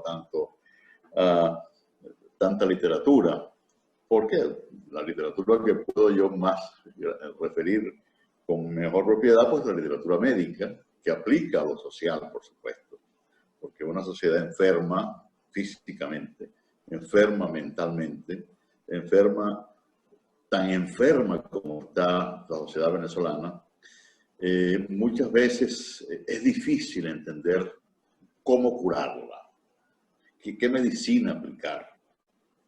Yo he conversado muchísimo en reuniones de estas internacionales, en donde yo he propuesto formar una especie de comité multidisciplinario, como aplicamos en medicina, pero ya no de políticos, sino de psiquiatras, de psicólogos, de politólogos, de antropólogos, sociólogos, que nos ayuden a diagnosticar qué ciudadano tenemos hoy en día en Venezuela. ¿Qué tipo de formación tenemos? ¿Qué calidad desde el punto de vista educativo, social, tecnológico tenemos hoy en día en Venezuela? Porque si no identificamos claramente cuál es el estado actual del venezolano, después de 21 años en este martirio, posiblemente tengamos la oportunidad de poner una medicina que no necesariamente sirva en lo inmediato.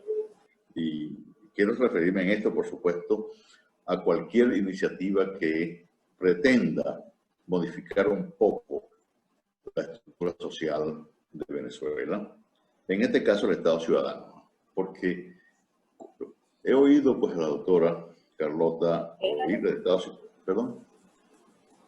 he oído a la doctora Carlota pues y me ha entusiasmado muchísimo el concepto. Sin embargo, habría que discutir un poco hasta qué punto vamos a aplicar las dosis de organización de un Estado ciudadano. Y digo esto naturalmente porque he aprendido pues, en la sociedad norteamericana cómo se estructura la sociedad norteamericana.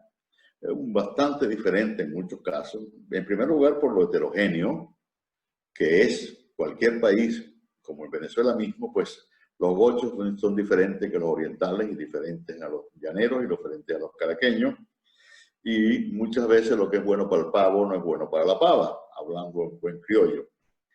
De tal manera que este tipo de organización tenemos que estudiarla bien, y repito, estudiando muy a fondo qué ciudadano tenemos hoy en día en Venezuela. Porque es muy diferente el ciudadano de hoy que el que teníamos inclusive hace 20 años, definitivamente. Creo entonces que eso podría conversarse en algún otro momento, a ver cómo llegamos a estructurar un diagnóstico en donde la medicina que pretendamos aplicar, pues funcione. Porque de otra manera posiblemente tenga efectos secundarios que no podamos controlar. Me pareció bien interesante, pues, por supuesto, lo que decía el señor Miguel, ¿ok? De que efectivamente, sin canales de comunicación no tenemos nada. No hay forma ni manera de que nosotros nos organicemos si no tenemos comunicación. Por teléfono, por internet, por Zoom, pero tenemos que constituirnos. Y yo insisto en la palabra constitución porque eso me lo enseñaron los gringos de una forma tal que inclusive un edificio tiene una constitución, o sea, los conceptos del condominio.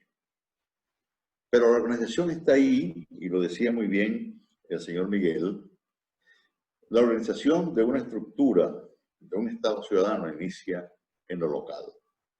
Y lo local es lo que permite crear esas células organizadas, que una vez organizadas entienden el concepto, por supuesto, y valga la redundancia, de organización, por una parte, y segundo, ampliar esa organización, que entendamos que la organización del edificio puede tener algunos matices con respecto a la organización de una urbanización de casas, por ejemplo. Pero naturalmente va a seguir una estructura que permita a una comunidad tener mecanismos de comunicación entre esa organización y la organización política local, que es una gran diferencia con nosotros en Venezuela. Nuestros políticos habitualmente los elegimos para que sean concejales, y este concejal inmediatamente se desliga totalmente de la sociedad que lo eligió. Ya casi no lo vemos caminar por las calles, ya no lo vemos en el mercado, nada. No hay forma ni manera de ubicar, no tiene oficina local. De tal manera que es difícil, si no entendemos claramente y no tenemos una plataforma de comunicación eficiente y tecnológica, pues vamos a tener una organización, digamos, como decimos en criollo, chucuta. De tal manera que yo parto del principio que la primera organización de un Estado ciudadano, por supuesto, tiene que estar basada en la estructura local. Y cuando local, incluyo a la familia, por supuesto. Pero de todas maneras, por supuesto, no será ninguna empresa fácil, porque definitivamente hay muchas barreras, hay muchos intereses creados, hay una gran cantidad de organizaciones que realmente impiden que nosotros como ciudadanos participemos. No es fácil que el ciudadano en Venezuela hoy en día se comunique con cualquiera de los diputados de la Asamblea Nacional, por el más insignificante. Es difícil. Ya no digamos con Guaidó. Hablar con Guaidó ya es imposible. No hay manera. Ya Guaidó está en otro elemento. De tal manera que esa corte de comunicación podemos organizarlo de la mejor manera posible y naturalmente serán incontrolables como ahora los políticos venezolanos. Pero de todas maneras hay que intentarlo. Yo aprecio muchísimo esa iniciativa de la doctora Carlota, que a pesar de lo difícil, y entiendo que usted sabe que va a ser difícil, no hay que ceder terreno. Esto hace, por supuesto, que tengamos que también definir los límites de lo que es Estado, de lo que es país, de lo que es república, lo que es gobierno, lo que es sociedad. Hablamos de democracia participativa y representativa, pero ¿cuántos de nuestros conciudadanos conocen la diferencia en tener una democracia participativa y otra representativa?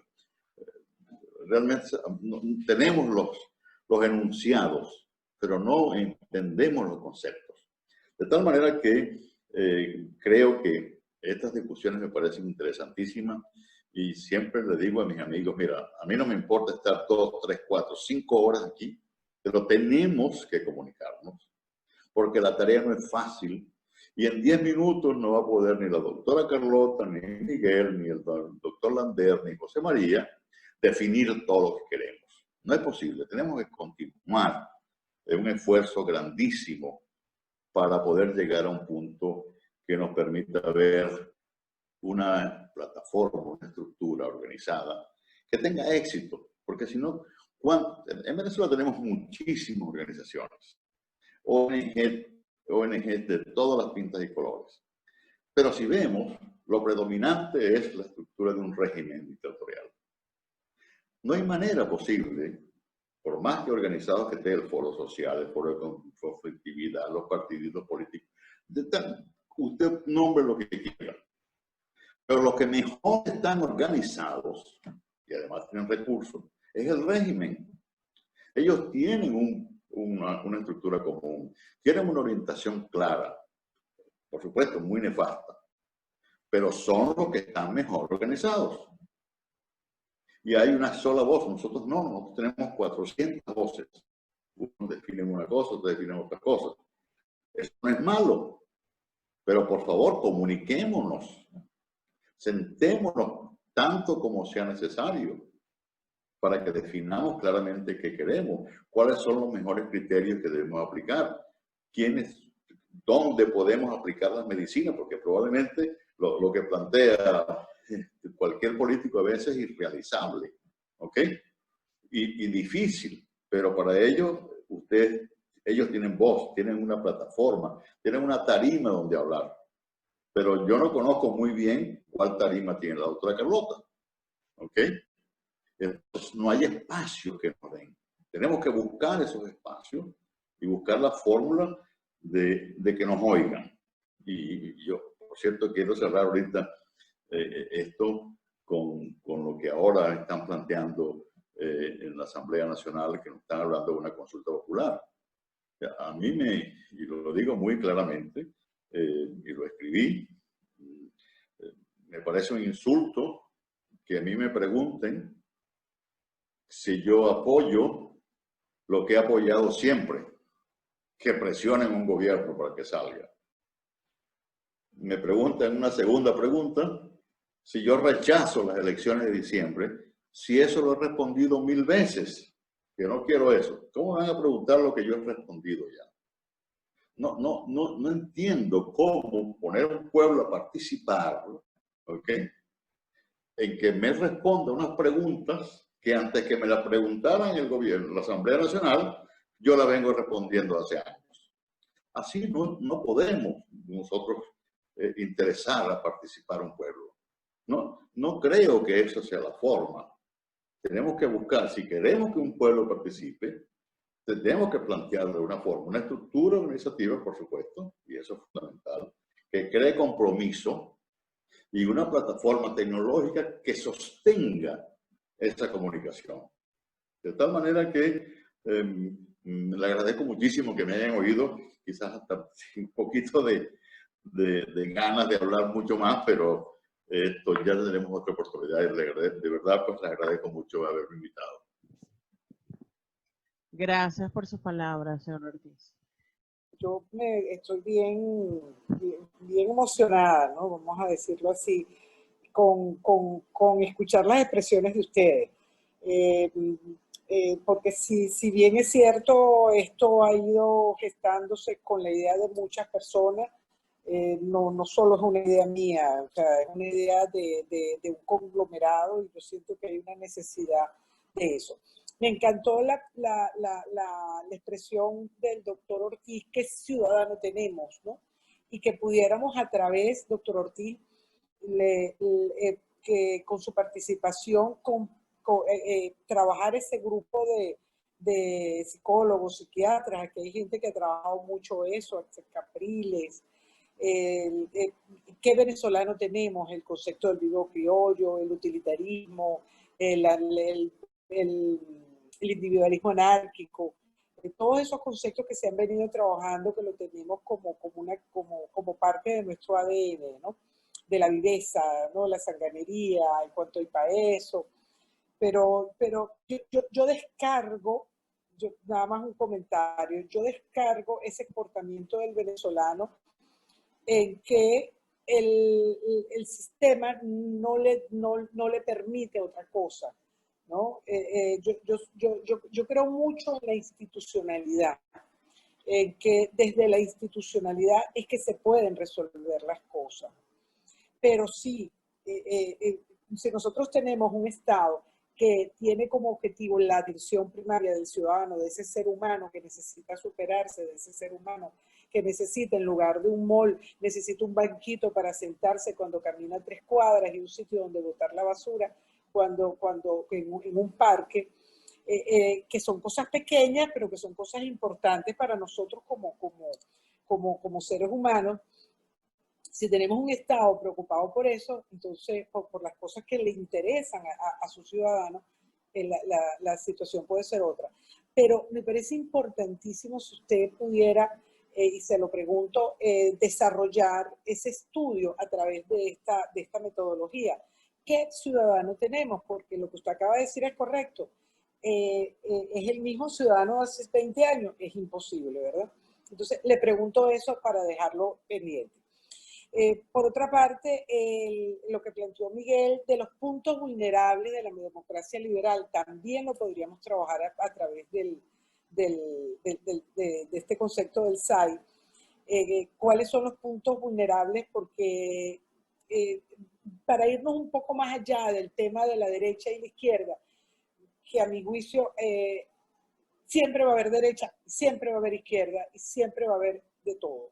¿Por qué? Porque el equilibrio, la vida tiene un equilibrio.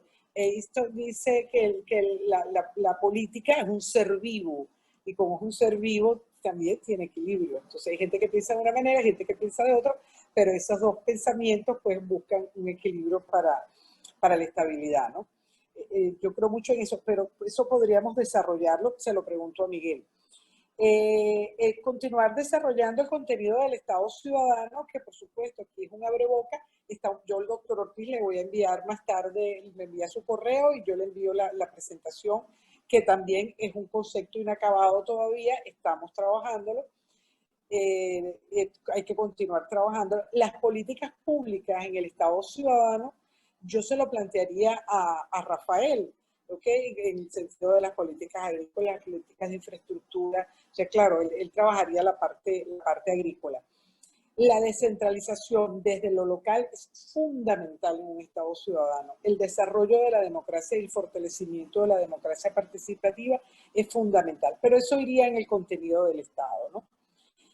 Y Nilson acaba de traer el tema de combatir la antidemocracia, combatir la cultura política que es un problema de actitud, porque también, pero hay también descanso en que el sistema político no nos permite otra cosa, no tenemos por qué votar, no, los candidatos son malos, los partidos políticos no tienen democracia interna, cuando el mismo sistema te arropa, ¿no? Entonces es un poco ir venciendo el problema institucional.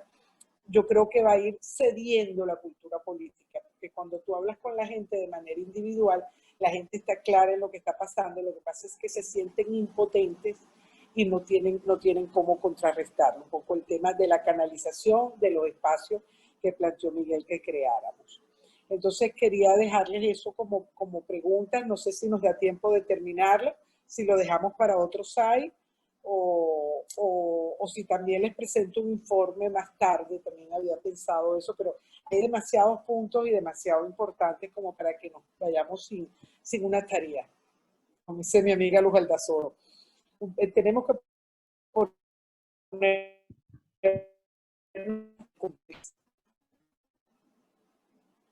María. Ok, tenemos al señor Ortiz, que levantó la mano. Le estoy solicitando audio, doctor Ortiz, por favor. Ok, bueno, la pregunta que usted hace, usted seguramente tiene varias respuestas al respecto. Pero yo voy a estar diciendo solo una. Como ente vivo, la sociedad está dispuesta a que cuando encuentra nichos para él comportarse adecuados, satisfactorios, que cubren necesidades, la adaptación es inmediata. Socialmente está probado. Te voy a dar un solo ejemplo que usted conoce mejor que yo. El metro de Caracas. El metro de Caracas es el mejor ejemplo para todos los venezolanos que en horas tenemos reglas de juegos claras, si instruimos a la población, si educamos a la población y si les damos un comportamiento de reglas y de comportamiento social en un ambiente cualquiera que fuera, la sociedad está dispuesta a responder positivamente, porque definitivamente tiene respuestas positivas. Y recuerden ustedes, pues el metro de Caracas es el mejor ejemplo de que sencillamente una población tan heterogénea como los caraqueños, ¿ok?, tan desordenados como casi como nosotros los orientales, están dispuestos inmediatamente a cambiarse totalmente su estructura de comportamiento al pasar una etapa. Y así fue durante años, de tal manera que no nos preocupemos mucho por la respuesta que va a tener la sociedad a cualquier cambio. Debemos plantearle, eso sí, estructuras tangibles, estructuras beneficiosas, no en cantidades porque no vamos a poder, pero el ejemplo que pone el doctor Rafael Lander sobre cómo organizar una juventud para ser productiva, para ser educada, para ser estructurada, para modificar comportamiento. Te garantizo que el doctor Lander seguramente nos va a decir que cualquier cambio que él haya visto en una niña de 15 años o los otros 4 muchachos haciendo bloques de arcilla. Eso fue un comportamiento que de inmediato se pusieron en la labor. No tuvieron que hacer más nada que ponerlos a hacer algo realmente positivo. De tal manera que socialmente hablando, mentalmente hablando, tenemos oportunidades de modificar los comportamientos para bien. Esto nos lleva a que sencillamente empoderar a una población no tiene otros mecanismos que poner elementos positivos en ellos, claramente. Y tenemos muchísimas cosas positivas. Miren, cualquier médico que usted ponga en un sistema hoy en día moderno, y hablo ahora de telemedicina, cualquier médico recién graduado que usted mande a Santa María de Pire con tecnología médica para ejercer una estructura de consulta mediante tecnología de telemedicina, va a sentirse enormemente agradado y va a trabajar con una positividad grandísima y va a atender a los pacientes mejor y se va a sentir comprometido con su profesión y con sus pacientes. ¿Y cuánto nos va a costar eso? Unos cientos de dólares para que ese individuo usted lo ponga a ejercer una muy buena medicina y curar a cuanto enfermo hay en Santa María de Pire. Pero bueno, pero eso hablaremos en otra oportunidad. Lo cierto es que de una forma u otra tenemos, y les repito, pues tenemos que modificar un poco la visión que tenemos del ciudadano de hoy en día.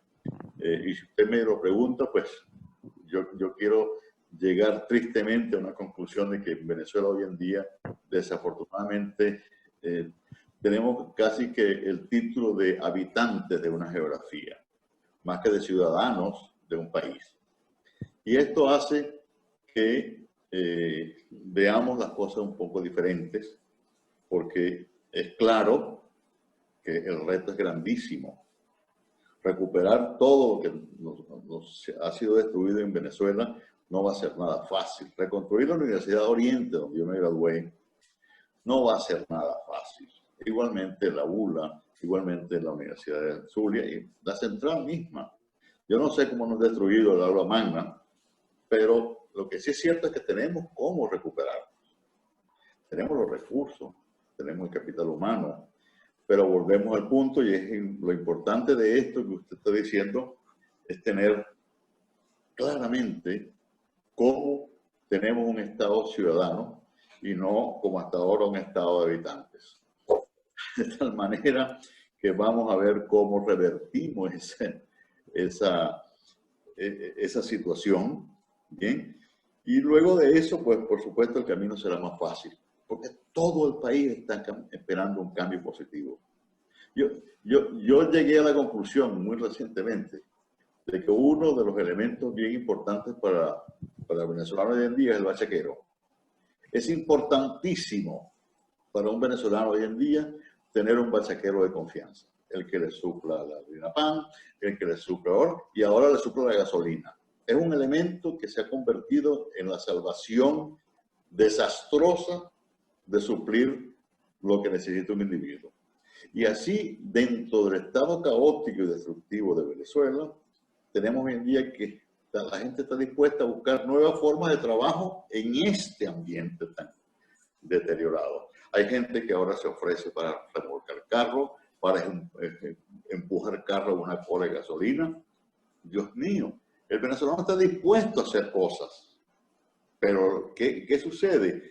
El sustrato para que actúe el venezolano de hoy está en el suelo. Pero póngale usted al venezolano un sustrato positivo y usted verá que cambia.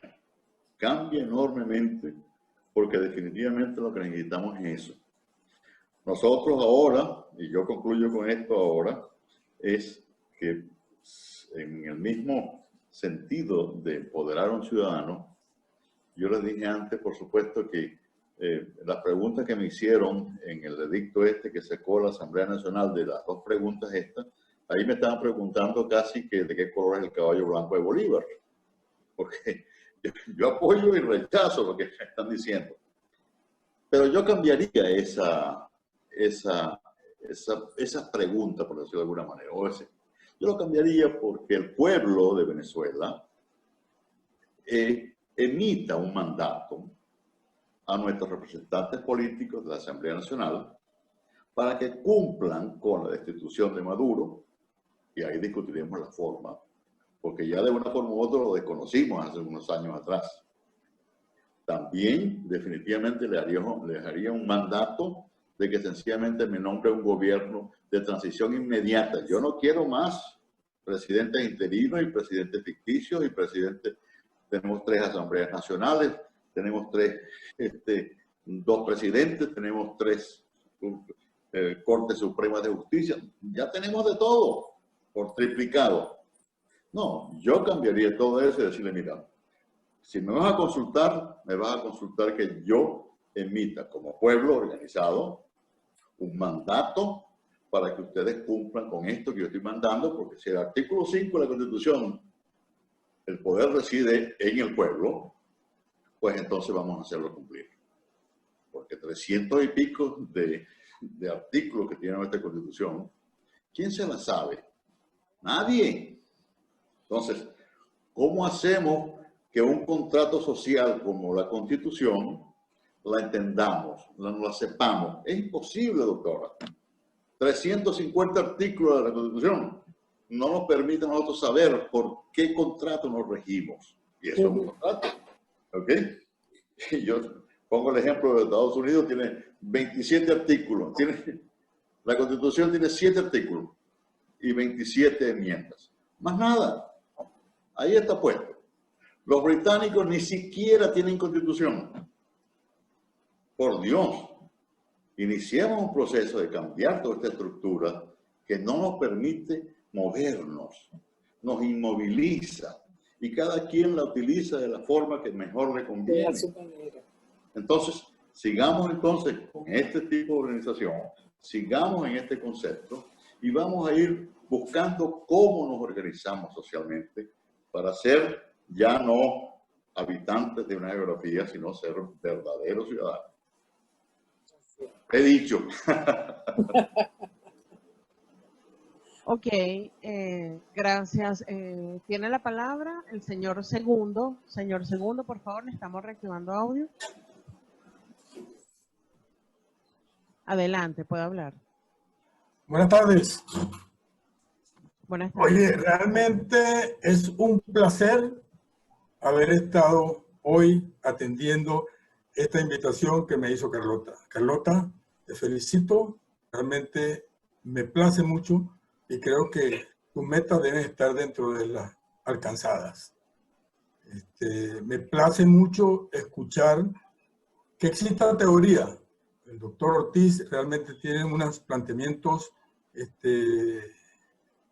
bien alentadores de que sí existen las formas de hacerlo y ya el doctor Lander mostró algunas. O sea, ya evidencias de que realmente se pueden hacer las cosas, ya hay pruebas de eso, ¿no? Y si nos organizamos, digamos, utilizando una metodología probada científicamente, creo que vamos a lograr ubicarnos en el camino adecuado de alcanzar las metas por este bello país, ¿no? Yo me respondí a la pregunta de qué tipo de ciudadanos somos. Y yo me la respondí para mí mismo, porque a mí, o sea, a mí no, a todos, nos utilizaron vulgarmente, nos han seguido utilizando vulgarmente, nos han quitado todo el poder, nos quitaron, aunque así lo manifestemos, que todavía nos queda un poquito de cultura democrática y nos queda un poquito de cultura de libertad, es mentira, no nos queda nada de eso todavía, no nos queda nada. Y yo siento que el tipo de persona que somos ahorita nosotros, es el tipo de persona que nos ha llevado las circunstancias, la falta de oportunidades, la búsqueda de satisfacer nuestras necesidades a un tipo de individuo individualista. Ya no nos importa realmente buscar y trabajar en un grupo, porque ya lo que tenemos que buscar es la subsistencia, la existencia nada más. Y somos individualistas. ¿Anárquicos? Creo que también llegamos a ese punto de ser individualistas anárquicos porque tenemos que buscar cómo satisfacer las necesidades y nos enfrentamos a lo que es el régimen completamente, ¿no? Entonces, ya no creemos en nada, ya nos quitaron todas las oportunidades, ya el político, que ha sido toda la vida el sustento de los pilares de la democracia, ya no nos deja hablar, y si nos deja hablar nos pone las palabras que él quiere que nosotros nos pongamos en la boca.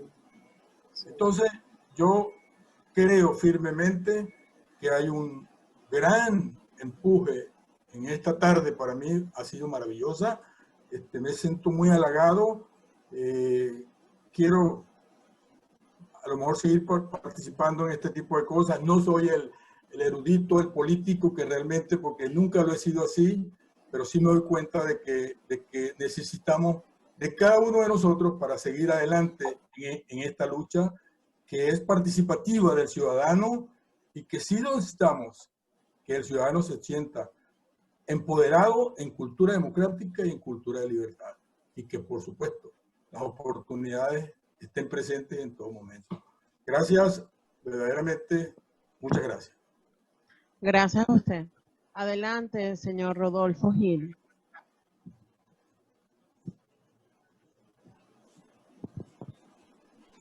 Señor Rodolfo, ¿ya tiene audio, por favor? Buenas tardes, ¿me escuchan? Sí, perfectamente. Adelante. Bueno, muy buenas tardes a todos. Gracias por la invitación. Mil gracias, Carlota, por permitirme estar aquí entre tanta gente brillante y tanta gente que está aportando soluciones a nuestro país, a nuestro golpeado país. De verdad estoy muy de acuerdo con las palabras del doctor Ortiz. Estoy de acuerdo, muy contento con la explicación del sistema del señor José María.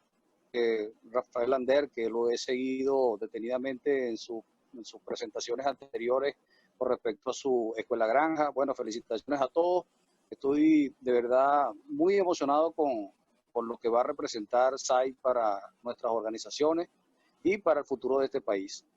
De hecho, quiero compartir con ustedes que tengo una opinión muy personal con respecto a lo que es la organización de los consejos comunales. Yo tengo fe en esa figura, ¿no? Aunque le podamos cambiar el nombre o ubicarlo en otro contexto, aplicar una tesis diferente a la que el gobierno actual le ha dado a los consejos comunales, yo tengo fe en esa figura. He trabajado muy directamente con las comunidades en ese sentido y tengo muy buenas experiencias. De hecho, en el marco jurídico venezolano, si podemos hacer alguna salvedad de alguna ley que se pudiese utilizar en el futuro, está el sistema económico comunal. Allí de verdad, por lo menos están las bases de una nueva estructura económica social comunal, como lo dice el nombre, ¿no? Y de verdad yo me gustaría, pues, en lo sucesivo, empezar a estudiar estos mecanismos legales que tenemos en Venezuela, empezando por nuestra constitución, el marco constitucional y las leyes que hoy existen. Y digo esto porque los consejos comunales y las organizaciones sociales que existen en este momento, durante los últimos 20 años, pues se han visto quizás obligadas a moldarse a este tipo de leyes, ¿no? Y así que sería bueno tratar de empezar por allí, aunque en el camino se vayan perfeccionando y mejorando este tipo de leyes. De todas maneras, bueno, sé que estas reuniones van a continuar con el nuevo sistema SAI, seguro que lo vamos a mejorar y de seguro tendremos una perspectiva mucho mejor para el año que viene. Un abrazo a todos. Muchas gracias, Carlota, nuevamente.